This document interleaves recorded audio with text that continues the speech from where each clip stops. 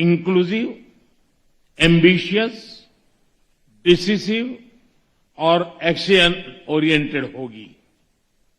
Excellency, अगले एक साल में हमारा प्रयत्न रहेगा कि G20 नए विचारों की परिकल्पना के लिए और सामूहिक एक्शन को गति देने के लिए एक ग्लोबल प्राइम मूवर की तरह काम करे।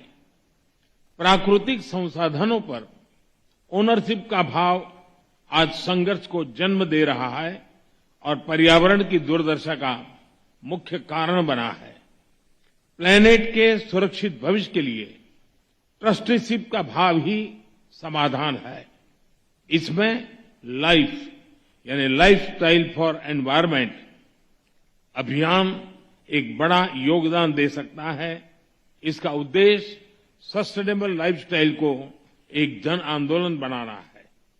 एक्सेलेंसी, आज आवश्यकता है कि विकास के लाभ सर्वस्पर्शी और सर्वसमावेशी हो। हमें विकास के लाभों को ममभाव और समभाव से मानव मात्र तक पहुंचाना होगा। वैश्विक विकास महिलाओं की भागीदारी के बिना संभव नहीं है। हमें अपने G20 एजेंडा में वुमेन लेड डेवलपमेंट पर प्राथमिकता बनाए रखनी होगी। बिना शांति और सुरक्षा हमारी आने वाली पीढ़ियां आर्थिक वृद्धि या टेक्नोलॉजिकल इनोवेशन का लाभ नहीं ले पाएगी। G20 को शांति और सौहार्द के पक्ष में एक दृढ़ संदेश देना होगा।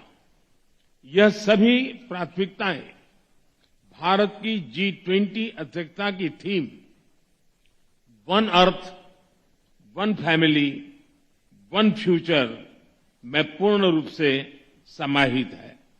एक्सेलेंसी, G20 की अध्यक्षता ग्रहण करना हर भारतीय के लिए गर्व का अवसर है। हम अपने देश के विभिन्न शहरों और राज्यों में G20 की बैठकें आयोजित करेंगे। हमारे अतिथियों को भारत की अद्भुतता, विविधता, समावेशी परंपराओं और सांस्कृतिक समृद्धि का पूरा अनुभव मिलेगा। हमारी कामना है कि आप सभी मदर ऑफ डेमोक्रेसी भारत में इस अद्वितीय उत्सव में सहभागी होंगे। साथ मिलकर हम G20 समूह को वैश्विक बदलाव का कैटलिस्ट बनाएंगे। बहुत बहुत धन्यवाद।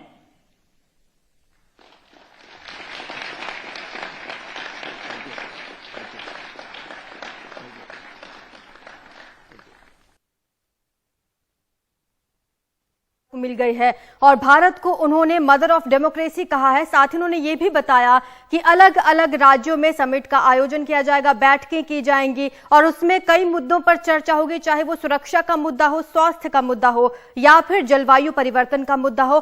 किस तरह से हल निकाला जाए, आने वाली पीढ़ियों को किसी तरह की कोई परेशानी ना हो, इसका हल निकाला जाए, इन सब बातों को लेकर चर्चा की जाएगी और अलग अलग बैठकों का आयोजन भारत के कई राज्यों में किया जाएगा, जिसके लिए तैयारियां अभी से शुरू कर दी गई। तो बाली में, इंडोनेशिया के बाली में ये समिट चल रहा है और कई दौर की बैठकें हुई। द्विपक्षीय मुलाकात में प्रधानमंत्री मोदी ने अलग अलग राष्ट्राध्यक्षों से की। जब वो इंडोनेशिया के बाली पहुंचे तो भारतीय समुदाय के लोगों ने भी उनका जोरदार स्वागत किया, जिसके बाद उन्होंने शी जिनपिंग के साथ भी मुलाकात की, जो बाइडेन के साथ मुलाकात की, द्विपक्षीय वार्ता हुई कई मुद्दों को लेकर, चाहे वो रशिया यूक्रेन का युद्ध हो उसको लेकर या फिर अर्थव्यवस्था को लेकर भी बातचीत हुई और जलवायु परिवर्तन, स्वास्थ्य, सुरक्षा, कई मुद्दों को लेकर अहम बैठकें यहां पर हुई हैं। अब प्रधानमंत्री मोदी भारत लौटेंगे। अध्यक्षता के साथ G20 समूह की अध्यक्षता भारत को मिली है और ऐसे में अब कई राज्यों में बैठकों का आयोजन किया जाएगा, जिनमें चर्चा की जाएगी आने वाली पीढ़ी को किसी तरह की कोई परेशानी ना हो, चाहे वो जलवायु परिवर्तन को लेकर हो या फिर स्वास्थ्य को लेकर हो, इसको लेकर अब चर्चा होनी है।